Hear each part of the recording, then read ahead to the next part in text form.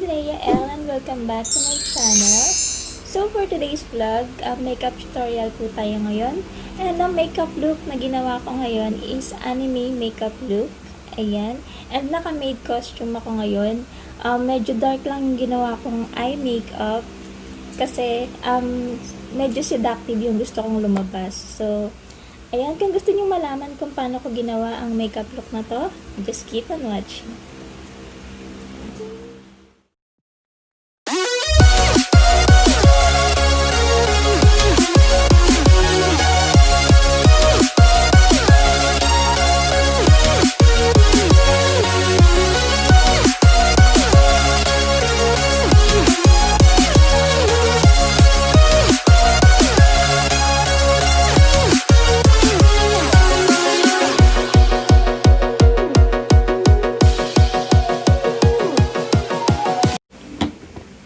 So, maglalagay na tayo ng concealer para sa ating eye bags. Ayan, halatang halata yung eye bags ko.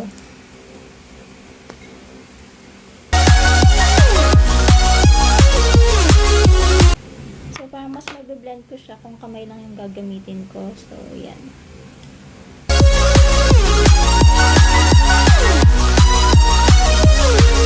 I-bake natin siya ng setting powder.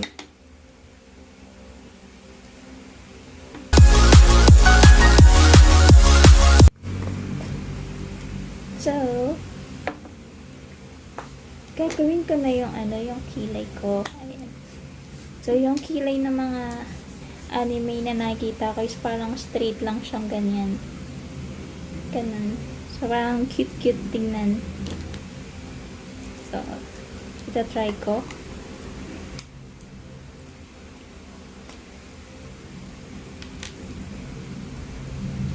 So, ito yung gagamitin kong pangkilay. Ayan, yung ganyan yung itsura.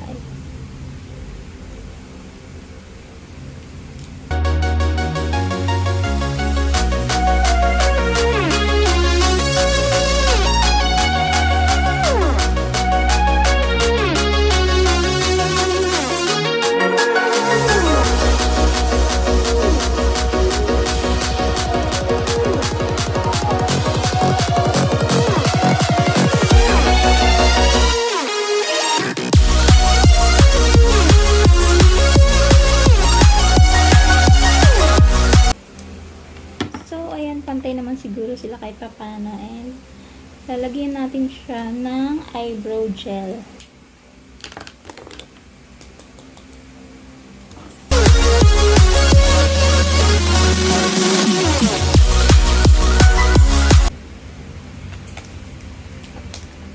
So para mas malinis siya, lilinisin natin dito yung sa may babang part, ayan, ng concealer.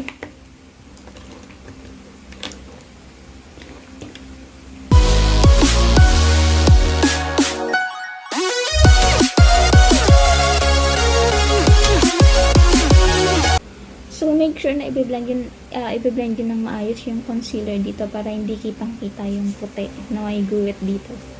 Ang pangat naman ng tingnan, diba? So, i-blend nyo siya ng maayos.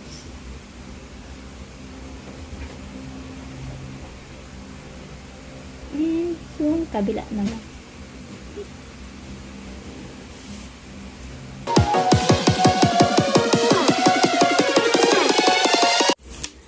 So, okay na yung kilay natin.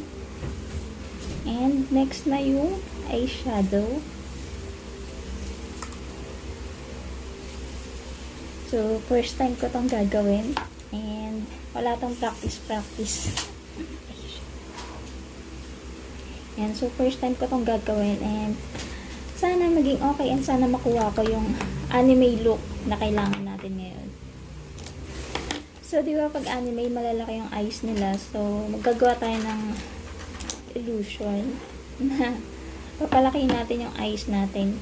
So, paano ba yun? Gagawa ko ng double eyelid dito sa taas. Ayan. So, gagamit ako ng angle brush. Ayan, ganito. Tapos,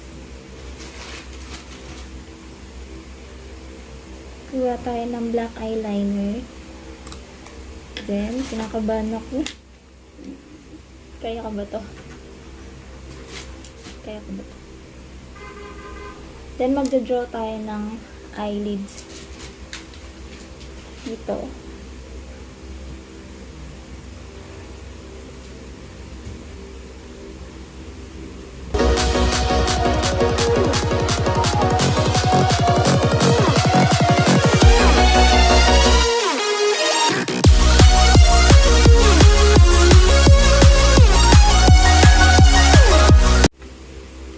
So, ayan, syempre, i-blend natin siya para hindi naman siya mukhang magsagwa, diba?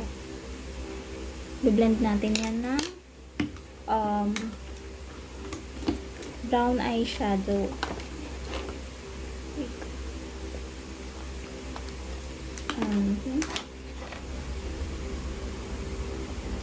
Simulan muna natin sa light.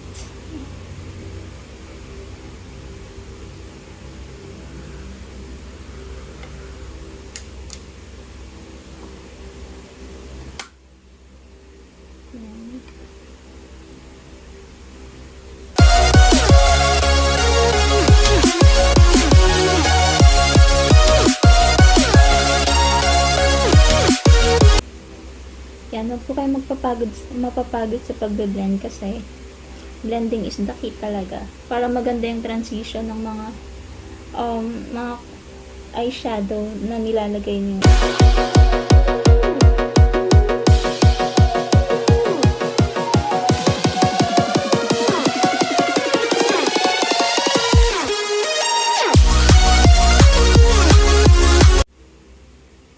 So, ayan, ganyan na siya. And, lilinisin lang natin yung nasa taas.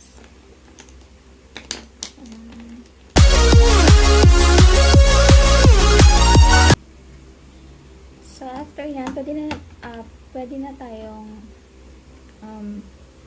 maglagay ng eyeshadow na yung color na gagamitin nating eyeshadow.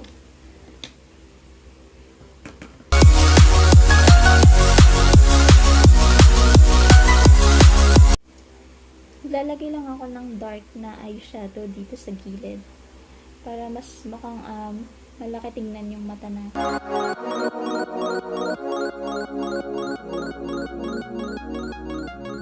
So, ganyan po talaga ako mag-makeup. Pinagsasabay ko na yung dalawang mata. Kasi yung iba napapanood ko na nagme-makeup tutorial, inuunan nila muna dito sa may left side, then next yung right side. Sa akin, pinagsasabay ko na yung dalawa. So, ayan. Maglalagay rin ako ng shimmer dito para ganda.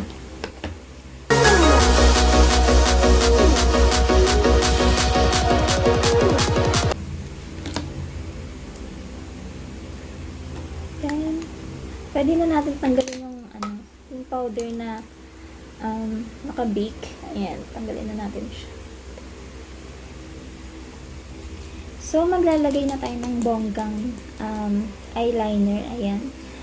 Exaggerated na cat eye. Kasi malaki yung wing na gagawin natin dito. Para mas malaki tignan yung mata. So, tignan natin. And bawal magkamali kasi kapag nagkamali, syempre, pag binura mo yan, kasama na yung eyeshadow na pinaghirapan mong i-blend. So, good luck naman sa akin. Kailangan sobrang ingat. Takaban ako.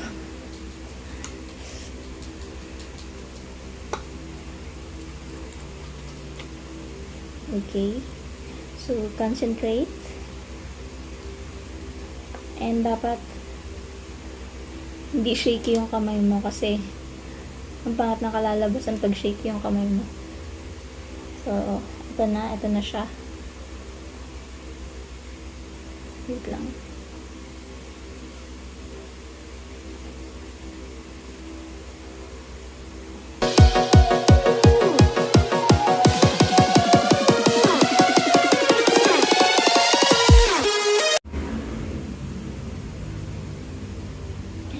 So, ayan. Oh my goodness. Yung wing po pala na ginawa ko is diretso lang siya para mas mukhang malaki siya dito yung mata natin. So, tama ba? Lang. Lakihan pa natin yung wing.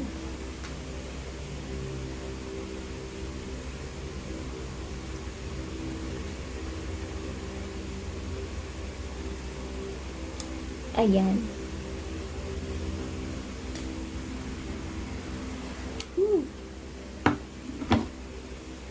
So, gawin naman natin siya sa kabila.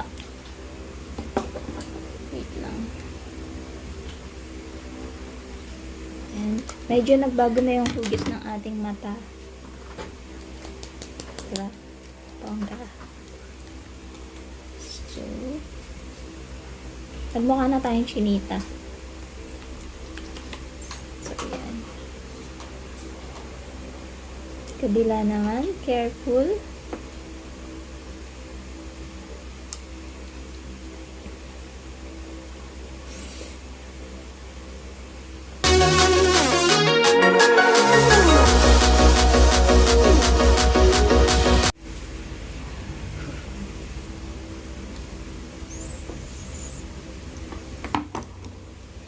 So, ayan, okay na. Thank you naman at hindi tayo nagkamali.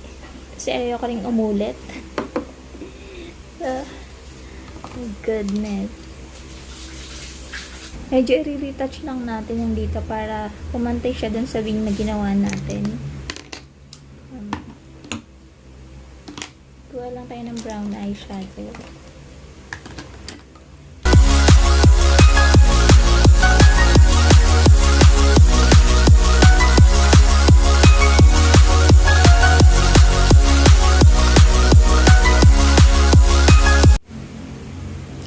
So, ayan. Maganda talaga siya kapag nabe-blend siya ng maayos.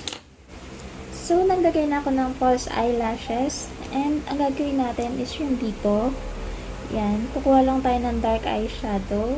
Then, ipapantay natin siya dito sa may wing. Para magmukha siyang shadow. Ganun.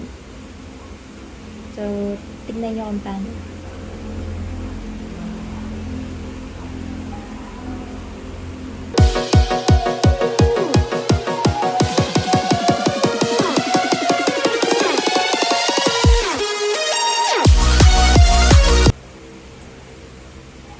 Ayan, para mas mukhang malaki na tignan yung mata natin. At dahil wala akong white eyeliner, maglalagay tayo ng shimmer or medyo white na eyeshadow dito sa waterline natin. So, ito na lang.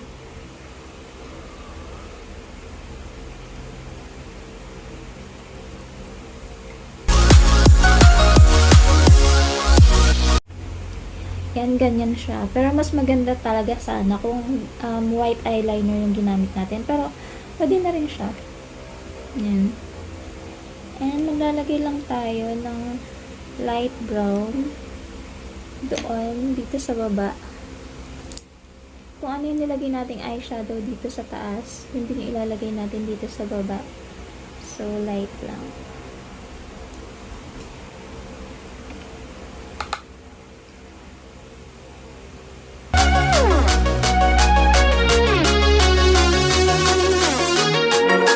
Maglalagay tayo ng shimmer dito. Ayan.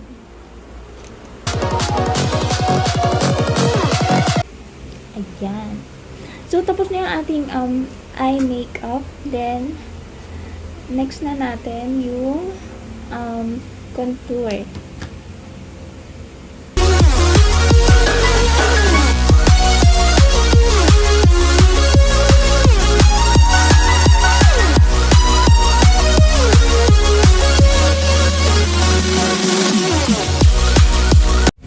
And, next na po natin yung blush.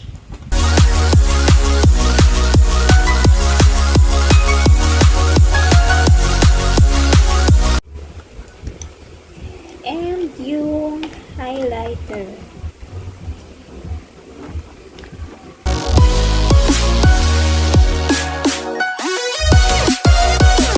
So, sa lips, maglalagay lang ng konting foundation and maglalagay tayo ng dark lipstick dito sa gitna.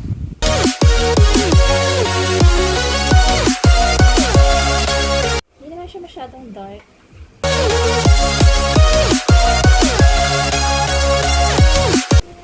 So, yung iba, lalagyan nila ng black eyeliner dito sa gitna para mas ma-emphasize pa siya. So, yun yung gawin natin.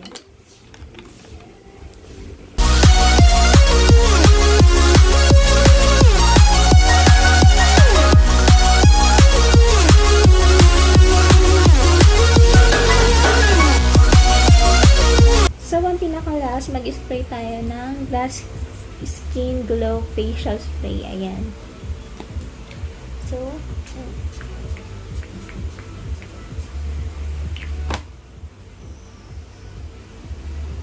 tapos na ang ating anime makeup look and mag-change outfit lang ako para kompleta na.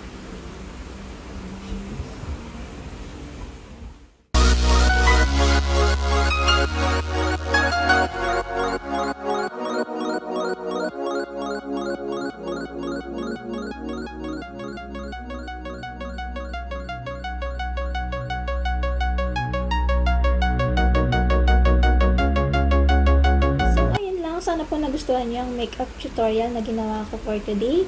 And huwag niyo po kakalimutang mag-subscribe at click ang bell button. Then select niyo po yung all para ma-notify kayo sa lahat ng bago kong upload na video. And syempre, huwag niyo po rin po kakalimutan mag-like, comment, and share. Maraming salamat po sa panonood ng aking vlog. Kita-kits ulit tayo sa susunod kong vlog. Bye-bye!